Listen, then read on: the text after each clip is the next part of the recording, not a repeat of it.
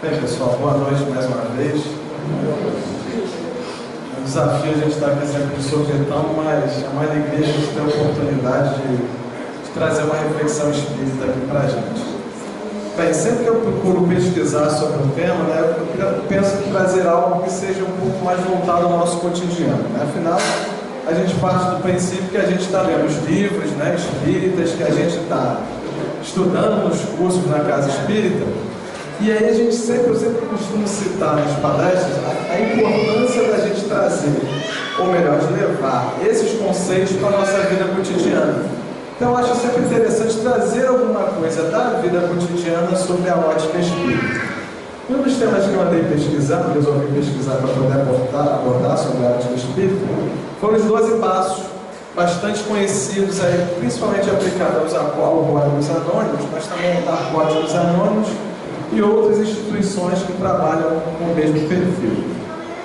E interessante, quando eu comecei a buscar a visão de religiosidade neste tema, eu percebi que algumas pessoas diziam que isso não era cristão, porque em nenhum momento era citado o nome do Cristo dentro desses 12 passos. Mas se a gente começar a perceber, a moral do Cristo é a moral do Pai. E essa moral, que é a lei natural, já existia muito antes mesmo do Cristo pisar na Terra. E ao mesmo tempo, esses passos são repletos de espiritualidade. Então achei que tinha tudo a ver. Só que a ideia era trazer isso dentro da ótica espírita. Bem, o primeiro desses passos, derrubando então esses tabus, diz o seguinte: é importante, como primeiro passo, admitir a nossa impotência. É claro que quando a gente for fazer essa reflexão sobre a ótica do Alcoólicos Anônimos, vai estar sempre voltado ao alvo. Mas tudo que a gente vai trazer aqui é dentro dos nossos vícios. Quais vícios? Se eu não bebo, se eu não fumo, se eu não uso entorpecente, os nossos vícios morais. Porque esse aí todos nós temos. Então a gente vai tentar trazer essa reflexão sobre essa ótica. E por que admitir a nossa impotência? Porque muita gente acha que está bem do jeito que está. Às vezes a gente tenta se enganar. Não, eu estou bem assim, não preciso mudar nada não, eu estou levando a vida. Só que algumas coisas acontecem no meio do caminho e começam a mostrar que alguma coisa está errada. Então o primeiro ponto básico disso tudo é eu entender que eu não sou capaz de tudo. E eu não sou tão perfeitinho assim quanto eu acho que sou. E por não ser perfeitinho assim, eu vou precisar passar por aquele processo de mudança, de transformação que todo ser humano precisa passar. E algumas pessoas falam assim: a minha vida não tem problemas. Será que a gente não tem problema ou a gente não enxerga os problemas, né? Quando eu morava no Rio, né, eu participava com um grupo de amigos, de algumas reflexões, cada um falava da sua vida, falava dos seus problemas relacionados à vida familiar, problemas relacionados ao trabalho, e eu ficava muito preocupado, porque eu achava que eu não tinha problema, eu ficava até com vergonha de conversar com eles. Que era um grupo quase que de autoajuda entre nós, né? Mas eu não tinha nada para contar, eu falei, vou ter que inventar uma história que eu não tenho problemas, né? Na verdade, eu não enxergava os meus problemas. Mas como é que eu comecei a enxergar os meus problemas? Outra coisa interessante que acontece com a gente. Tudo começou quando eu virei espírita. A pessoa, rapaz, então sai dessa, né? Porque você virou espírita e começou a ter problema. Ou então vai procurar um centro forte, né? Tem gente que fala essas coisas também, né? Na verdade, eu não estava enxergando os meus problemas. E quando a espiritualidade começa a perceber que você está apto a lidar com esta ou aquela situação, essas situações começam a ser apresentadas a gente. Com aquela velha frase, ninguém tem uma cruz maior do que é capaz de suportar. Mas a gente não pode ficar nesse estágio de estagnação espiritual. A gente precisa fazer o movimento. E fazer o movimento é essencialmente desafiar a si mesmo. Bem, outro aspecto interessante, né, pelo menos relacionados ao álcool, a pessoa fala, eu paro quando eu quiser. O que o Espírito está falando? Ele deixa isso aqui para a próxima encarnação. E começa a deixar para trás a oportunidade que foi preparada para lidar com essas situações, para lidar com esses problemas. Então as pessoas se impressionam com os problemas. Só que ao invés de ver os problemas, nós devemos entender o seguinte: por que essa situação ainda me é necessária? Por que eu preciso passar por isso? Então, primeiro, eu não sou esse super-herói todo, eu preciso admitir a minha impotência para passar para o segundo passo, que diz o seguinte: precisamos acreditar no poder superior, repleto de espiritualidade, como dissemos.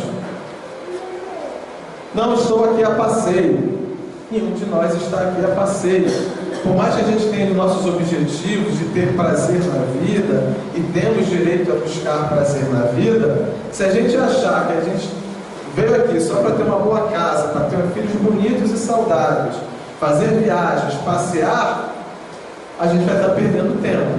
As oportunidades vão passar, a gente não vai enxergar. Podemos usufruir disso tudo, mas o que o ser espiritual que eu sou precisa na presente encarnação? Quais são os desafios? E dentro desses desafios, eu preciso entender como é que a minha vida é e por que ela é desse jeito. A gente sabe lá que Deus é perfeito, né? Logo no início do livro dos Espíritos, Kardec já começa a fazer um discurso sobre Deus, né? O que é Deus? Causa primária de todas as coisas, atributos de Deus: onipotente, onipresente, onisciente. Se Deus é isso tudo, e Deus me ama, Deus é o amor pleno, por que eu não sou perfeito? Se Deus é perfeito, é uma coisa para a gente pensar. Deus me ama e eu não sou perfeito. A gente precisa observar Deus nas pequenas coisas. Como eu falei, quem quiser ver problema, vai ver problema todo dia, a vida toda.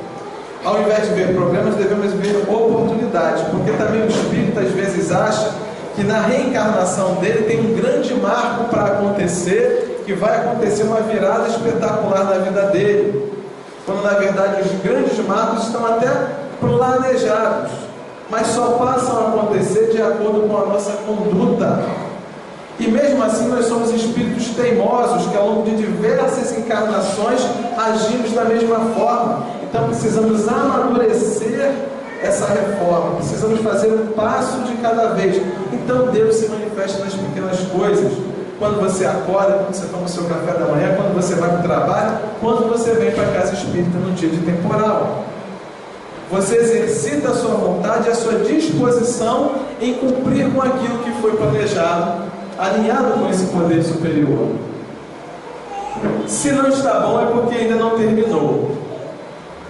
Então eu posso sentar e ficar me lamentando, porque a minha vida é desse jeito, eu reencarnei, isso é meu karma, né? O problema de espírito é que acha que esse problema é o karma dele, né? E ele fica achando que é natural, que Deus o escolheu para sofrer e ficar padecendo por causa daquilo. Quando não, você voltou para lidar com aquilo e superar aquilo. Então esse poder superior tem um propósito superior também para você. Precisamos entender isso dentro da gente. Precisamos aí no terceiro passo nos entregar aos cuidados desse poder superior. E quando a gente fala desse poder superior, a gente não está falando só de Deus. A gente está falando do nosso mentor espiritual, dos amigos espirituais que prepararam esse mundo repleto de oportunidades para que eu e cada um de vocês estivesse aqui experimentando lidar com si próprio. Então precisamos entender o seguinte: a humildade é um remédio para o meu orgulho. Porque se eu não entender que o meu orgulho, tudo parte do meu orgulho, eu não consigo sair daquele primeiro passo. Eu não consigo admitir a minha impotência, eu não consigo admitir que existe uma força superior olhando isso tudo e organizando isso tudo. Eu não consigo entender que eu preciso da ajuda dos outros. E viemos para cá para uma vida de relacionamento, para que a gente ajude e se deixe ajudar também. Precisamos então também ter fé e vontade, mas isso ainda fraqueja, né? A gente acredita nesses conceitos que a gente lê nos livros, assiste na palestra, a gente assiste na palestra, vai para casa depois tranquilo, mais leve, né? Só que não basta ser bonito, eu preciso sentir tudo isso. E quando é que eu sinto isso? Exercitando isso nas pequenas coisas. Exercitar o conceito espírita dentro da casa espírita é a teoria. Eu preciso, em algum dado momento, sair da teoria para a prática. Então eu preciso renovar isso com essa visão de que a minha fé, a minha fidelidade a esses conceitos só vai se materializar, só vai amadurecer dentro de mim quando eu me permitir fazer esse esforço. E a gente até faz esse esforço, só que a gente não tem ainda essa constância do propósito. Então o que a gente tem que fazer? A gente tem que amadurecer essa constância. Não adianta simplesmente eu chegar, eu que sou um rapaz sedentário, né? Não adianta eu querer sair correndo 10 quilômetros que eu não consigo. Eu tenho que correr talvez 50 metros, 100 metros na primeira vez, depois 1 quilômetro, depois 2, depois 3. A mesma coisa acontece com os nossos valores. A gente precisa mudando esses valores e tendo a convicção de que a gente não quer mais aquilo. A gente precisa entender isso. Desculpa, voltando aqui. Então eu preciso ter o conhecimento profundo desses meus vícios e as minhas potencialidades. Se eu sou um ser que tem dificuldades, mas eu também sou um ser que eu tenho virtudes. Então eu tenho que pegar aquelas virtudes que eu já conheço dentro de mim, valorizá-las também, né? Que eu preciso perceber que eu estou aqui porque eu posso. Se eu estou aqui é porque eu posso e você também. Eu preciso fazer com que essas virtudes sejam instrumentos para burilar naquelas pequenas experiências essas minhas dificuldades. Por isso sim a gente precisa viver um dia de cada vez. Por isso essa base do só por hoje. Estar aqui nessa reencarnação é um só por hoje aumentado. Diversas reencarnações já tivemos tropeçando, um pouco menos na antepenúltima, um pouco menos na penúltima, um pouco menos na última, e agora eu estou aqui, você está aqui, mas é preciso continuar. Viva uma encarnação de cada vez, mas como eu também tenho dificuldade de viver essa encarnação com todos esses conceitos que eu já sei, eu tento viver um dia de cada vez. Você tem que ser que nem o Cristo. Rapaz, que está muito longe de mim. Vamos tentar viver só hoje.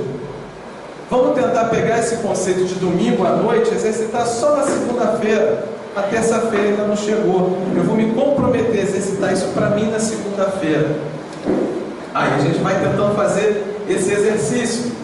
O próximo passo diz que nós precisamos fazer um inventário moral. Olha como é que a gente está descobrindo a vida, tentando entender a vida e tentando lá na frente se entender. Eu percebi que Deus existe, eu percebi que eu não sou isso tudo, que eu preciso de ajuda, e agora começa a ficar mais difícil, cada passo um desafio novo, porque eu preciso me encarar. Eu preciso perceber quem eu sou. Aquela velha frase, né? Eu preciso separar o joio do trigo. Eu preciso identificar essas fraquezas morais que eu ainda tenho para saber o que eu preciso trabalhar, senão eu vou continuar atirando na direção errada, senão eu vou continuar achando que está tudo bem, ou então eu vou continuar achando que a minha vida tem problemas e eu não tenho responsabilidade nenhuma com isso. É porque mandaram reencarnar e ter problemas. Eu preciso assumir a parte que me cabe como elemento decisor do meu processo evolutivo. Então vamos lá. Arrepender-se é a ação da virada. Porque não imagina você querer fazer uma coisa e dizer, eu gosto de fazer. Eu gosto de ser orgulhoso, eu gosto de ser invejoso, eu gosto. Enquanto a gente gostar dessas coisas, não adianta. Eu tenho que pelo menos deixar cair a ficha e dizer, rapaz, eu não quero isso para mim. Eu não quero mais ser orgulhoso, eu não quero mais ser egoísta, eu não quero ser tão vaidoso, mas eu preciso querer. Se eu não querer, se eu não quiser, desculpa, se eu não quiser, não adianta. Não adianta porque eu vou continuar agindo da mesma forma. Eu sei que o processo é complicado, é lento, é gradual, mas eu preciso querer alguma coisa diferente. Alguém fala assim, então isso aí, eu sou isso mesmo, eu sou esse desgraçado, e isso é culpa então das minhas reencarnações passadas. Que é você. A sua reencarnação passada com outro corpo, com outro nome, em outro lugar, numa outra época, continua sendo você. Então não adianta eu ficar olhando para trás, mas também ficar me culpando. Isso é porque eu fiz tal coisa no passado. E o que você está fazendo hoje? Será que o que você está fazendo hoje consegue ser pelo menos um pouco diferente do que você fazia no passado? É isso que a gente precisa fazer, porque senão a gente fica nesse movimento de autoflagelação. Porque aí, quando a gente começa a fazer esse processo de autoconhecimento, a gente começa a reconhecer coisas em nós que a gente achava que não existia. E sempre existiram essas coisas. Nós é que não enxergamos. Então isso tem um processo de sofrimento, sim. O sofrimento não de você padecer, mas de você passar pela experiência para identificar o que precisa mudar e para você mudar com o seu próprio esforço. Sem autoconhecimento, eu não conseguirei entender o que preciso mudar. Por isso que eu sempre cito aqui, né? Autoconhecimento, reforma íntima, autoconhecimento, reforma íntima. Eu preciso saber o que mudar, ter a disposição de mudar, porque aí sim vem a reforma. Se eu não conhecer, não adianta, eu preciso fazer esse inventário moral. A moral do Cristo vai muito além das leis dos homens, porque quando a gente começa a fazer esse inventário, a gente às vezes também faz o inventário de acordo com as nossas conveniências. Como a gente faz isso? Alessandro, eu não avanço o sinal de trânsito, eu não burlo o imposto de renda, eu sigo as leis que estão na Constituição. É bom, é importante, é essencial, as leis estão aqui para serem cumpridas. Mas será que é só isso? A gente mesmo percebe que as leis dos homens passam por adaptações morais conforme a moralidade do ser humano muda. Cerca de 100 e poucos anos, 200 anos atrás, achava-se normal escravizar um outro ser humano. Era legal. Hoje a gente entende isso como um absurdo.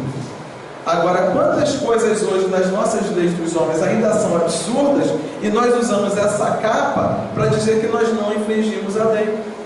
Mas não temos como nos desviarmos da nossa consciência. A lei suprema é a lei divina, e quando chegarmos do outro lado, vamos nos deparar com isso.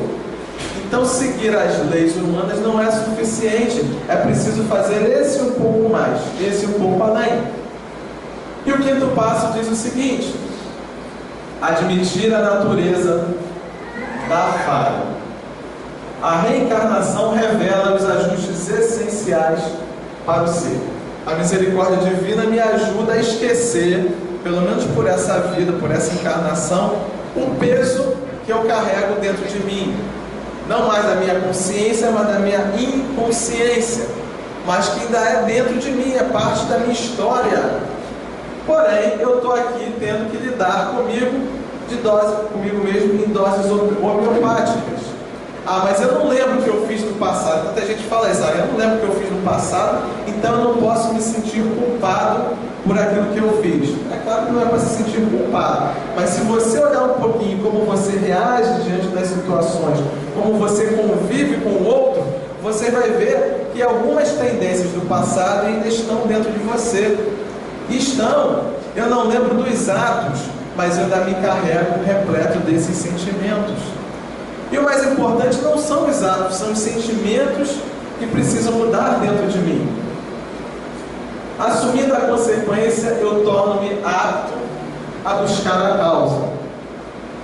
Então, se eu percebo que eu não me sinto bem quando algo acontece, eu não me sinto bem em outro lugar, eu não me sinto bem em outro lugar, eu começo a perceber que algo faz no modus operandi, né, que acontece sempre desse jeito e sempre desse jeito eu reajo dessa forma. Então eu preciso tentar entender o que dentro de mim faz com que eu sofra nas relações humanas, por exemplo. Eu não posso mudar o outro, mas sempre que eu me relaciono com o outro, aquele sentimento me vem à tona. Quando eu sou contrariado, quando alguém fala de mim, eu não sou capaz de dominar o outro e impedir que o outro fale de mim.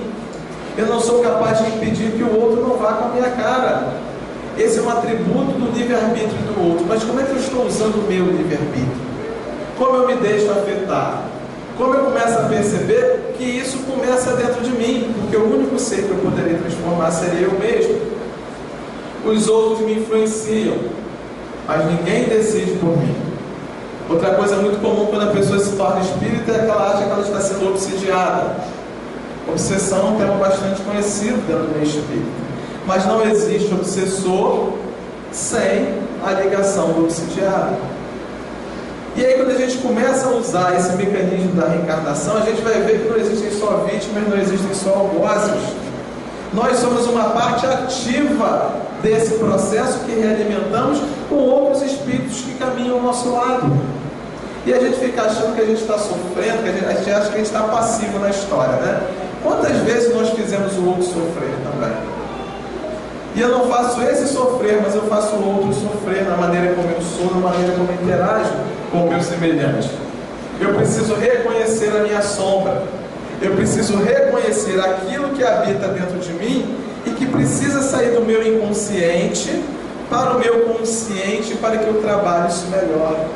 Aquelas coisas que nós escondemos dentro da gente, a gente não vai trabalhar enquanto a gente não trouxer isso à tona. Enquanto a gente não tirar isso debaixo do tapete, né? Para esconder debaixo do tapete, enquanto não sair debaixo do tapete e ficar paradinho, não está resolvido. Eu preciso tirar o tapete e reconhecer um pouco disso em mim. O próximo passo nos diz o seguinte: eu quero me libertar. Eu conheço isso tudo, eu sei que eu tenho que passar por isso, e eu quero me libertar, eu quero sair dessa situação. Chega de viver dessa forma, chega de continuar reencarnando do mesmo jeito. Então eu preciso fazer a reconstrução da minha própria vida. Como assim? Eu preciso trilhar, refazer os passos que eu dei de maneira equivocada. Reencarnação não é um processo de culpa, não é um processo de flagelação. É um processo de reeducação. Não é para sofrimento, é para amadurecimento espiritual. Estava citando aqui no curso anterior aqui a palestra, né? Quando os nossos mentores espirituais olham para nós, eles reconhecem todas essas dificuldades que nós temos. A gente ficaria até com vergonha, né, de se revelar, de se mostrar tão imperfeito para alguém tão elevado. Mas não se preocupe, eles nos conhecem há tanto tempo e estão nos ensinando a dar esses passos há muito tempo. Por quê? Porque eles também passaram por esse processo. É como, a grosso modo, né, trazendo para a vida cotidiana, é como se a gente penalizasse uma criança pelos seus atos. A criança, às vezes, que abre uma vidraça, ela fica envergonhada, né? Jogou a bola na vidraça. É claro que a gente fica pé da vida porque vai ter que pagar a vidraça, né? Mas a gente sabe que o mundo não acaba por causa daquela vidraça quebrada. E quantas coisas nós fazemos e achamos que o mundo vai acabar por causa daquilo, e a espiritualidade fala: vai, confia, esforce-se um pouco mais. Alguns erros não podem ser resgatados em uma única existência. E aí, meu amigo, é a crise de consciência, né? A gente tem problema com a pessoa a vida inteira. A vida inteira, né? Aí aquela pessoa já chega no seu leito de morte. Rapaz, essa pessoa vai morrer. Depois eu sou a bola da vez. Quando eu chegar lá, a gente vai continuar se desentendendo. Eu vou pedir perdão para ele. Às vezes não dá tempo. E às vezes você leva na sua consciência um peso de algo que você teve uma vida inteira para fazer e não fez. Pior seria se a gente levasse esse peso pela eternidade, né?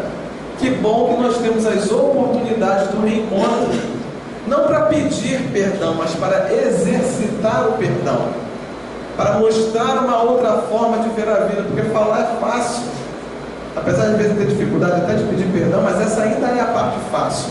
Reconstruir as próprias escolhas é o grande desafio. Que bom que a gente tem novas oportunidades. E a minha consciência é esse meu grande juiz. Porque essa ideia da paga está diretamente relacionada a isso. Eu não voltei para pagar ao outro. Eu voltei para pagar a minha própria consciência.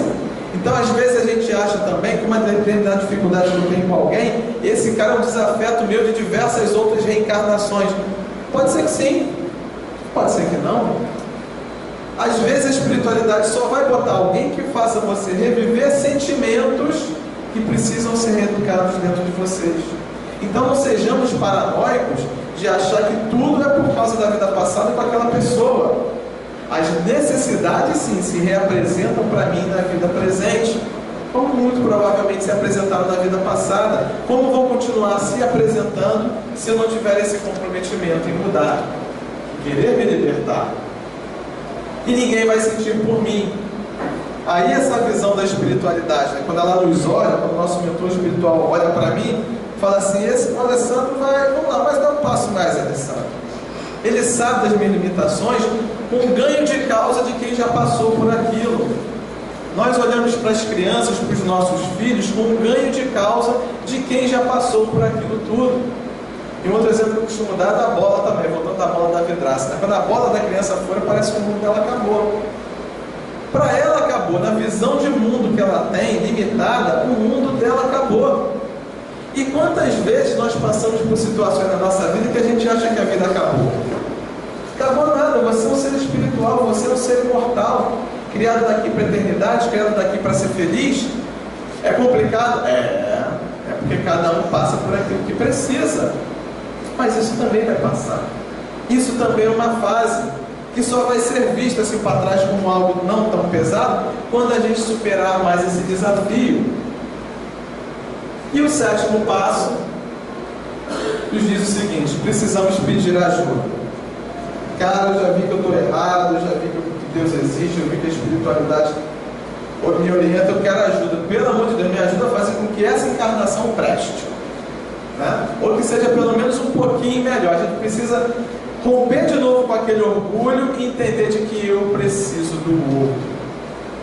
Aí vamos aqui algumas frases, né?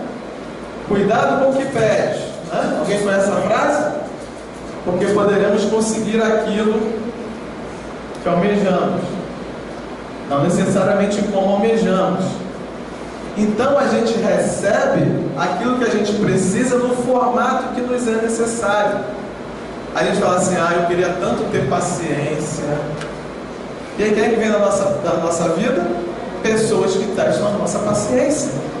Aí você fala assim: não é possível, toda hora eu encontro uma pessoa para me azucrinar. Não, toda hora você encontra uma pessoa para exercitar a sua paciência. Foi isso que você pediu? Você não queria ser paciente? Você é responsável por conquistar a sua paciência. Está sendo oferecido a você um exercício para alcançar aquilo que você almeja. Bem-vindo a você mesmo, né? E a mim mesmo também, né? Também tem que exercitar a mim. Diga-me com quem andas, né? E te direi quem és, né? Aí a gente começa a conhecer essa questão de espiritualidade, que os espíritos nos influenciam e tudo mais. E aí a gente fica assim, né? No caso aqui a gente fala muito da questão do álcool, dos vícios, né? Eu quero que o meu mentor espiritual me oriente, mas eu continuo com os mesmos vícios. Eu frequento os mesmos lugares que me levam àquele vício. Eu ando com as mesmas pessoas que me conduzem àquele vício. Como eu vou esperar buscar essa sintonia que a gente fala tanto com a espiritualidade, se eu continuo realimentando os mesmos valores?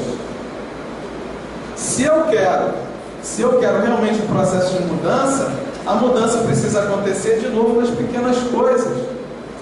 Por exemplo, no caso do alcoolismo aqui, que a gente estava falando dos 12 passos. Se eu não quero beber, eu não posso frequentar um lugar que realimente aquela minha vontade de beber. Se eu tenho o hábito de falar da vida do alheio para me atualizar das informações, né? Mas eu não bebo, mas eu gosto de estar sempre bem informado, né? Eu vejo duas pessoas cochichando, falando baixinho, né? Eu já vou me aproximando para ver do que se trata. Eu estou realimentando aquele processo. Existe a dificuldade naquelas duas pessoas que estão fazendo a fofoca, mas eu estou me inserindo no processo de dificuldade deles e trazendo também para mim essa dificuldade. Eu posso fazer o seguinte: eu não vou nem me aproximar, que eu já senti que vocês estão falando do alheio. Eu vou sair de perto, porque se eu entrar nessa, eu vou falar também. E ainda tem outra que vocês não sabem, não vou atualizar mais entre os outros, né? Então, se eu reconheço essa dificuldade minha, eu tenho que tentar evitar, porque senão eu vou instalar de novo. Aí vai ficar o meu mentor espiritual buzinando no meu ouvido: não vai lá, não vai atualizar, mas eu quero estar atualizado. Não tem jeito. Se a gente continuar se expondo às mesmas situações, nós vamos nos expor às mesmas influências. E aí, trazendo de novo para aquele lado da obsessão, nós estaremos com desencarnados próximos a gente que se afinizam, que simpatizam com aquele nosso vício moral. Se eu quero me libertar dessa, isso é porque eu estou sendo obsidiado. Por que ele é tão coladinho assim em você? O que você tem de tão especial que ele gosta tanto? Será que não é isso que precisa mudar primeiro dentro de você? É uma coisa para a gente pensar. Com quem a gente está andando? De novo, né? Meu mentor me conhece mais do que eu mesmo consigo me lembrar de mim mesmo. Que bom, né? Que bom que ele lembra mais do que eu. Se eu lembrasse de tudo, aí eu estaria realmente desesperado. Pensam na reencarnação e pensam no esquecimento. Então, exatamente por conhecer todo esse arcabouço, todo esse conteúdo, né, o baú das minhas escolhas, é que são colocadas situações que eu não entendo às vezes, que eu não lembro, reencontros que eu não lembro, mas eu preciso buscar qual a correlação que essa situação tem com essas coisas que eu estou aprendendo, com as necessidades que eu tenho dentro de mim. Novamente, né, dos pequenos sinais. E a gente acha que tudo é uma bobeirinha só que vai fazer mal. É aí que a gente se estrepa. Exatamente aí que a gente se estrepa. Porque nós temos uma linha de tendência. Por isso a gente reencarna tantas vezes, né? O que a gente está tentando fazer é mudar um pouco lá na frente essa linha de tendência. A espiritualidade sabe que a gente não vai dar grandes saltos. Mas é preciso que haja pelo menos um movimento um pouco para o lado, para que a gente vá fazendo um pouquinho diferente. E esse só por hoje, esse pouquinho diferente que a gente vira aqui, lá na frente vai abrir muito mais, vai virar muito mais, desde que o movimento comece aqui. E o próximo passo nos fala o seguinte: verificar a quem prejudicamos. Enquanto a gente está exercitando o nosso livre-arbítrio só para a gente, se a gente está fazendo mal, a gente está fazendo só para a gente. Só que, de novo, vivemos numa vida de relacionamento com quanta gente no salão. E aí, meu amigo, aí você começa a exercitar as suas dificuldades no outro, e quando você gera um compromisso no outro, fica mais complicado. Por quê? Porque você vai precisar interagir com ele, vai precisar que ele aceite interagir com você, que você também aceite as dificuldades dele. É mais complicado. Então vamos tentar olhar para dentro e tentar trabalhar primeiro na gente, que facilita depois trabalhar com o outro. E exemplos disso, né? A gente começa a ter um choque de valores e um choque da sociedade. Os valores da sociedade, melhor dizendo, né? Como eu falei, a gente acha tudo normal. É normal, todo mundo diz que isso é normal, então eu vou agir dessa forma. Se eu continuar agindo da mesma forma como todo mundo age, seguindo os modismos, fazendo o que a televisão vai fazer, eu vou ser meramente igual aos demais. E vou caminhar nos ritmos dos demais. Eu vou evoluir no ritmo dos demais. Eu não tenho que evoluir na média daqueles que estão evoluindo, porque senão o passo é lento. Eu quero ir de forma mais acelerada. Se eu quero ir de forma mais acelerada para buscar essa felicidade um pouco antes, eu preciso me desvencilhar um pouco disso, desses valores que eu ainda tenho. Precisamos então professar a nossa fé, seja qual for a nossa religião. Estamos aqui sobre a ótica espírita, né? Trazendo esse espaço sobre a ótica espírita. Falamos de Deus, outros vão falar de Alá, outros vão falar de Jeová, de Yahvé, de Brahma, seja lá qual for, mas as leis são as mesmas para todos nós. E quantas vezes nós usamos até o divino para justificar, para achar motivo justo pelo qual a gente age daquela forma. Exemplo: quantas pessoas fazem guerras santas? Não, eu só prejudico o outro porque o outro, ele é um infiel. Eu estou com Deus. Quem não acredita naquilo que eu acredito vai arder no fogo do inferno, porque eu escolhi o lado certo. Quantas religiões existem na face da terra, né? Se um tiver certo e os outros tiverem errado, vai faltar espaço no inferno. Não tem jeito. Então, será que o meio não é um pouco diferente disso? Independente da forma como eu penso, eu não tenho que justificar, eu tenho que buscar o quanto essa fé que eu tenho, essa convicção dos valores que eu tenho, me transforma. Se eu quero ser católico, eu seja um bom católico. Se eu quero ser um evangélico, eu seja um bom evangélico. Se eu quero ser um bom espírita, seja um bom espírita. Por quê? Porque mesmo na ótica espírita, nós sabemos que quando chegarmos do outro lado, teremos a gratificação do esforço que fizemos, independente da nossa religião, independente do lugar que vivemos, da sociedade que vivemos, mas do esforço que fizemos e do quanto conseguimos nos transformar. Então a gente precisa entender a quem a gente prejudica, para que a gente possa fazer esse processo de reconstrução. Ajuda-te que o céu te ajudará. Então não adianta você chegar e falar assim: eu vou aceitar Jesus e vou jogar meus problemas para ele. Rapaz, coitado do homem, né? Qual a parte que me cabe? Eu quero ajuda, mas será que eu quero a ajuda que eu realmente preciso?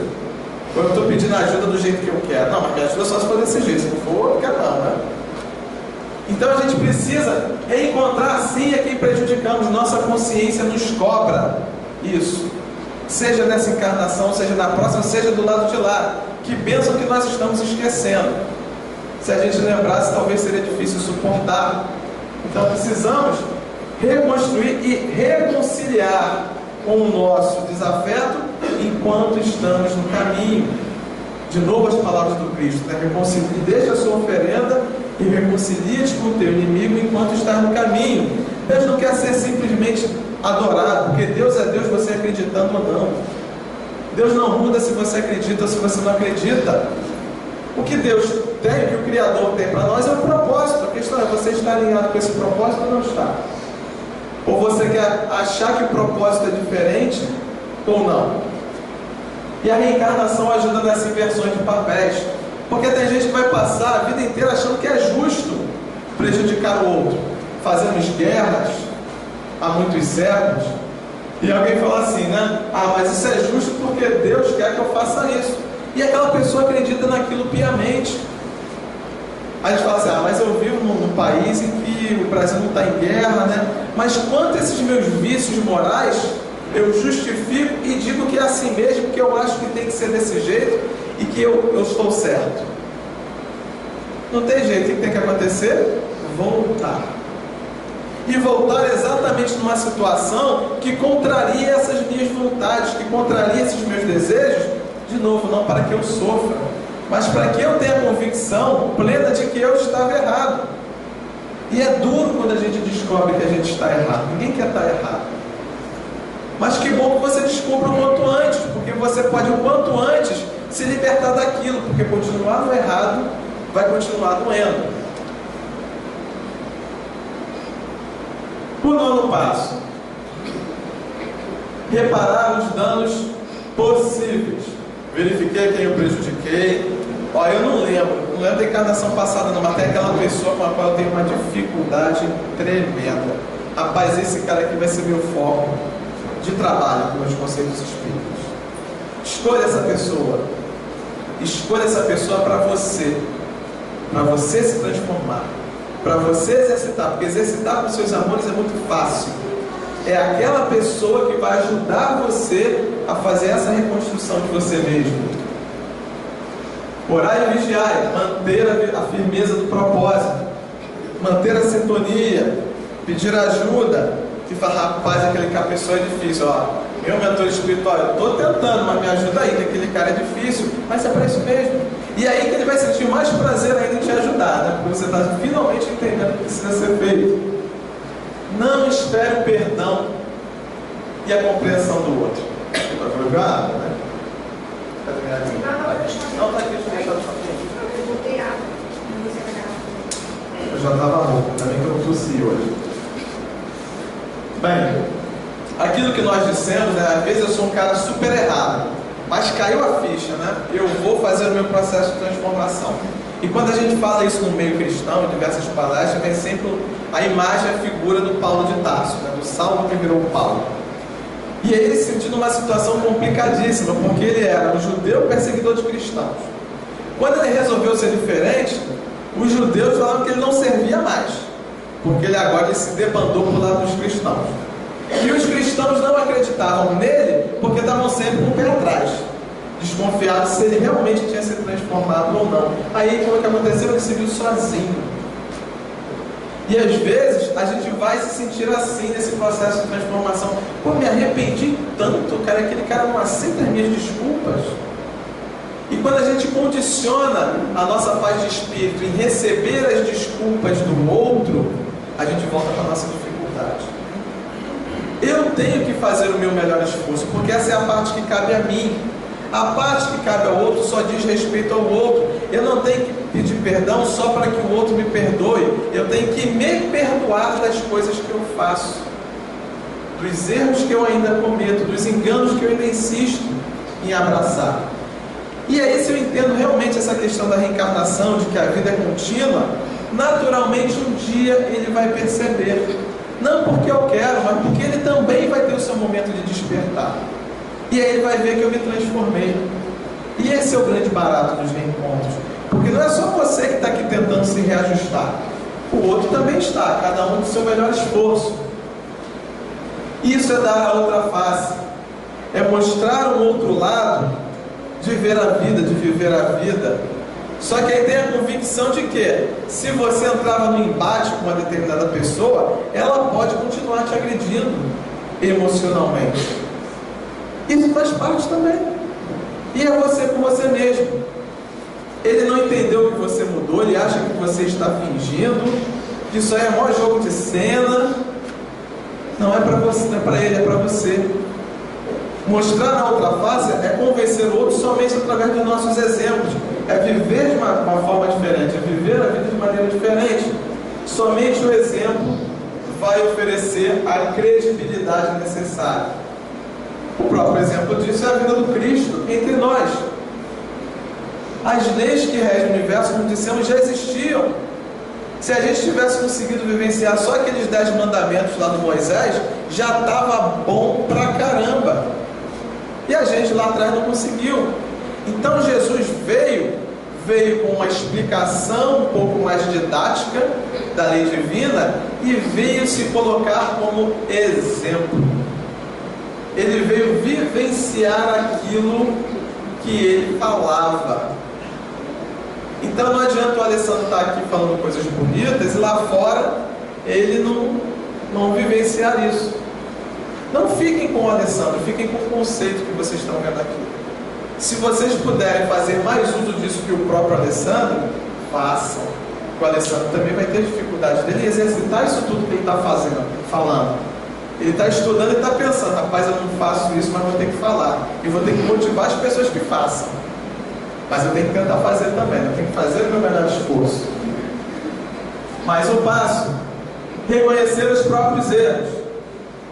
1 mais 1, 3. 1 mais 1, 3. 1 mais 1, 3. Se você achar que é 3, você vai continuar achando.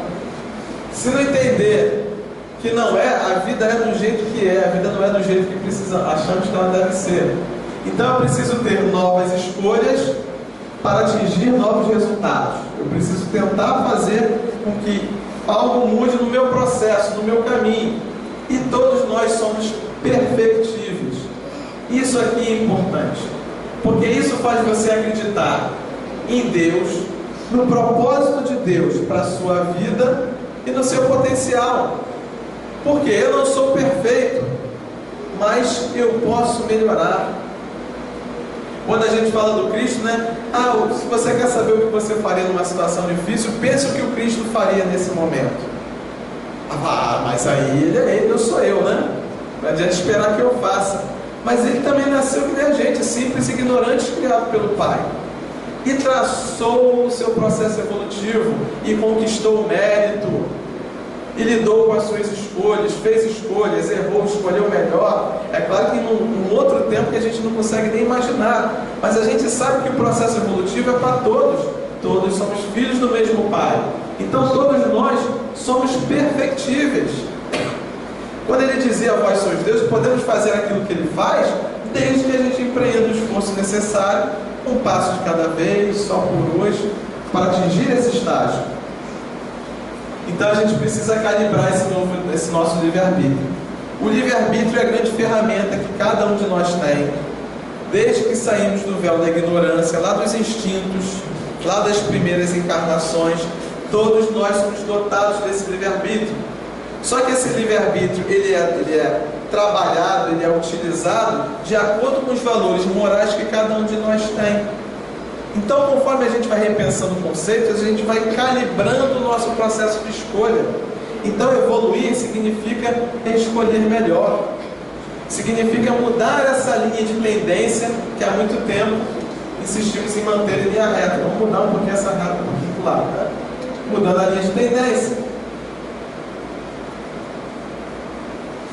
11º passo: perseverar no caminho. Eu sei isso tudo, eu aprendi, está caindo a ficha. Porque quando a gente assiste uma palestra, cada um tem a sua vivência, né? Vai ver, rapaz, esse troço tinha a ver com aquilo que eu passei, tinha a ver para você, para o outro tem a ver com outra coisa, é isso mesmo. E a gente precisa perseverar no caminho.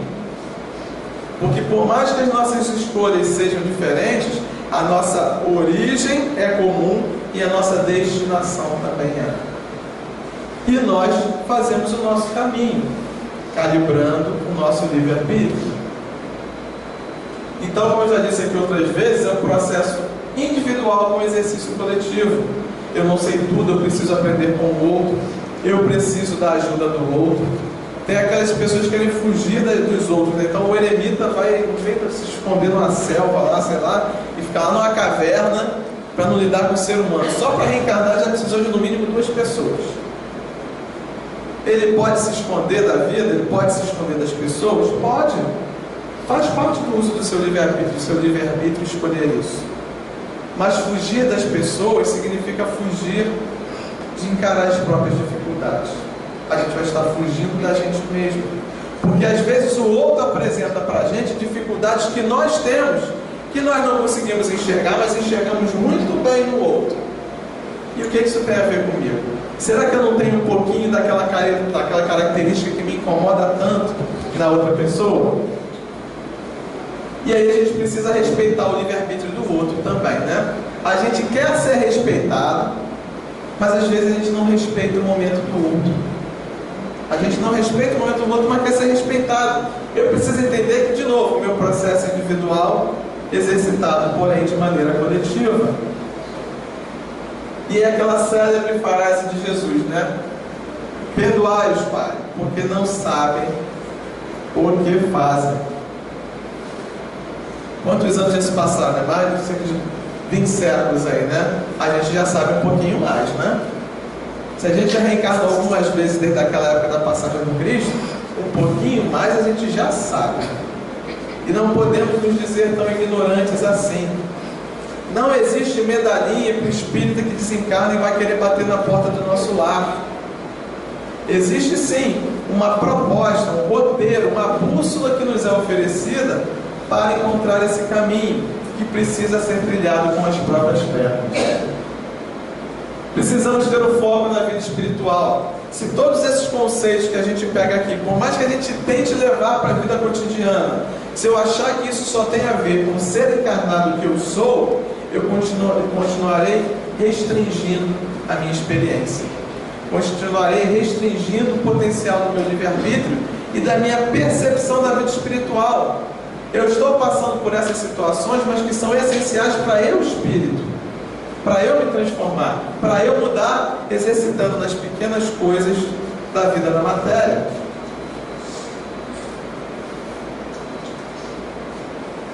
Seria bom se a gente pudesse sempre achar que tudo se resolveria assim, né? Esperar que o Cristo nos carregue, né? Mas quantas vezes o nosso mentor espiritual nos ajuda e a gente não quer enxergar, né? Passados esses 11 passos, primeiros passos, chegamos no último passo: a ajudar o próximo. Não tem jeito, a gente precisa exercitar essa vida de convivência. Eu quero que o bem que eu quero para mim seja também um bem para o outro. Eu preciso querer isso para o outro também. Aí vamos às frases, né?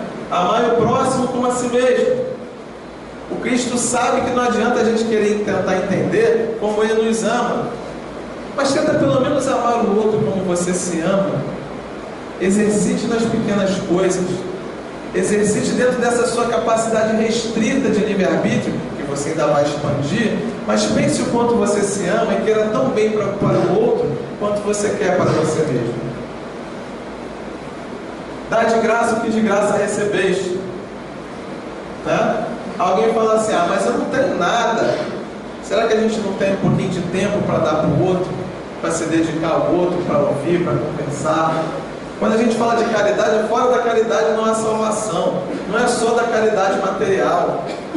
Apesar de vivermos no mundo material, nossa principal necessidade de caridade é a caridade emocional. A gente precisa se relacionar para ajudar o outro a exercitar o amor dentro de mim, permitindo que eu ame o próximo. Jesus dizia: meus discípulos serão conhecidos por muitos se amarem. Ele não falou que serão conhecidos por serem cristãos. Ele não falou que seriam conhecidos porque acreditam em Allah, em Jeová, em Deus. serão conhecidos por muitos se amarem, por exercitar com as próprias pernas o exemplo que ele nos deixou. Ele se deu o trabalho de reencarnar para que a gente entendesse de uma forma mais próxima o que precisava ser feito. Então serão conhecidos por muitos se amarem, por vivenciarem um dia de cada vez, por vivenciarem a oportunidade, por abraçarem a oportunidade de aqui estarem. E o Cristo também dizia: ninguém vai ao Pai senão por mim. Aí você fala: então ele falou que tinha que ser cristão, né? Então eu peguei o pulo do gato aqui. Não, quando Jesus dizia eu sou o caminho, verdade e a vida, eu sou um exemplo, eu sou uma referência, não para ser endeusado simplesmente, mas para vocês perceberem o que precisa ser vivenciado na vida de vocês. Nos pequenos exemplos que o Cristo dava, Jesus falava para os pescadores, falava para as pessoas do campo, nos exemplos da vida dele, mas trazendo os conceitos de espiritualidade. Esses passos, esses 12 passos, são repletos de espiritualidade, de moral cristã, de convite à transformação pessoal dos nossos vícios, principalmente dos nossos vícios morais. Já estou chegando no nosso tempo aqui, né? Então vamos lá. Só por hoje, que tal um dia de cada vez? O que é uma encarnação para um ser milenar, né? Que somos nós. Será que eu não condiciono demais a minha vida? Para a gente pensar, né? O mundo conspira a nosso favor, desde que a gente contribua. E a gente vai traçando, vai subindo um degrau de cada vez, né? Nesse só por hoje, né? Primeiro a gente fala: eu não vou fazer não quero, não vou fazer. Aí depois ele fala: eu não vou fazer porque eu não posso. Eu não posso, é só por isso que eu não vou fazer. Depois você fala assim: eu até quero fazer. Depois você começa a falar: tá bom, eu quero fazer, mas e aí, como? Como eu vou fazer? Você começa a se interessar um pouco mais. Depois, agora não, tratarei de fazer, eu sei como fazer e eu vou fazer. Ainda não fez, né? Mas eu vou fazer. Depois eu identifico o que eu posso fazer. Depois eu vou dizer: eu vou fazer. E aí eu vou dizer: eu consegui. Esse é o grande trabalho, é a gente perceber aquilo que a gente consegue pela transformação de nós mesmos. Reencarnamos, mas não somos esse bebê tão bonitinho, né? Por fora talvez, né? Por dentro nem tanto. Reconheço as minhas limitações, mas valorizo o meu potencial, lembrando que todos nós somos perfectíveis. Assumo o meu papel como o maior elemento transformador da minha própria vida. Não delego aos outros a minha escolha, a minha felicidade. Quero aprender a amar. E buscarei a felicidade que eu mereço. Não aquilo que eu acho que é felicidade, mas eu vou entender que a vida me oferece aquilo que eu mereço e vou merecer mais quando eu passar por aquilo e aprender um pouco mais. Já finalizando, trouxe aqui uma frase do Renato Russo, né? Que em um dado momento da vida desencarnou cedo, mas chegou a interagir com esses 12 passos. Ele dizia o seguinte: quando tudo nos parece dar errado, acontecem coisas boas que não teriam acontecido se tudo tivesse dado certo. Quantas adversidades nós passamos na vida e na hora que bateu na gente doeu, né? Doeu lá no fundo. E hoje a gente olha para trás e vê que foi a sua bola que estourou, foi só a vidraça que quebrou. Mas o quanto foi importante aquilo desaparecer na minha vida lá atrás, eu passar por aquilo para perceber que a vida era um pouquinho mais que aquilo. Esse é o grande barato, a gente tentar entender o porquê passa pelas coisas. E aí, só deixando a última frase, de certa forma falamos aqui um pouquinho, que é a frase do Fernando Sabino: no fim, tudo dá certo. E se não deu certo, é porque ainda não chegou ao fim. E não haverá fim para essa encarnação. Mas todos nós somos seres imortais fadados à felicidade. Mas essa encarnação terá fim. Talvez amanhã, talvez hoje, daqui a 20, 30, 50 anos. Será que eu estou tirando todo o proveito que eu posso? Então a reflexão final é essa: que a gente possa aceitar a vida do jeito que ela é, fazer o esforço que precisa ser feito e acreditar que nós podemos um pouco mais e podemos ser o grande responsável pelo nosso processo de transformação. Eu agradeço a vocês mais uma vez a oportunidade de me ouvirem, de me ajudarem a falar, para também tentar vivenciar um pouquinho desses conceitos. Então, muito obrigado, boa noite.